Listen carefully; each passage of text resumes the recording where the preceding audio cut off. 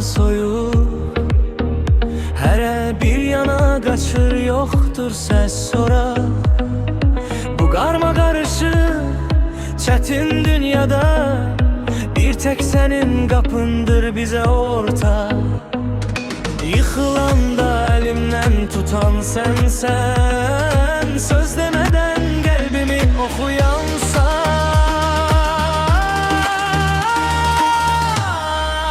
Hay benim canım, sirdaşım, dostum, yaxşı ki varsan hayatta bəxtim.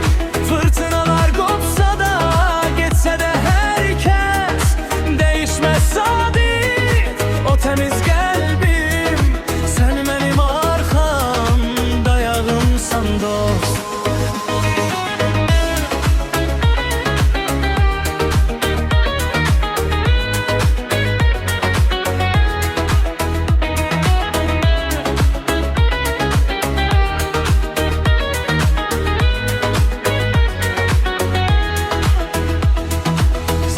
Keçirirlər ötür sürət, uşaqlıq xatirəsi canlanır gözdə.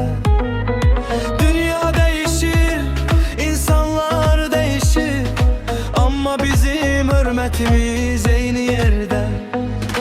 Göz yaşımı gülüşə çevirən sən, dərdlərimi yarıya bölən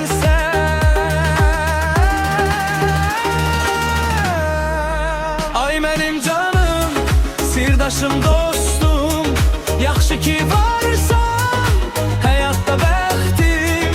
Fırtınalar qopsa da, geçse de herkes, değişmez sadik o temiz kalbim. Sen benim arkam, dayağımsan dost. Uzak olsak da ruhumuz birdir.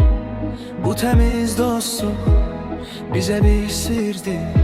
Ne pulla alınar, ne mürtbe ölçüler. Həqiqi dostluk ömürlük eşqdir.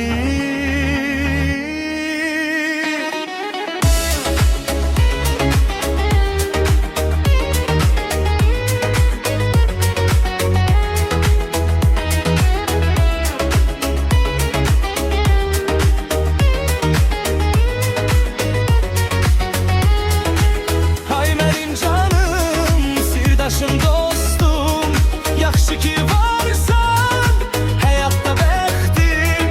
Fırtınalar qopsa da, geçse de herkes, değişmez sadik o temiz kalbim. Sen benim arkam, dayağımsan dost. Həmişə var ol, benim canım dostum, dayağımsan dost. Dayağımsan dost.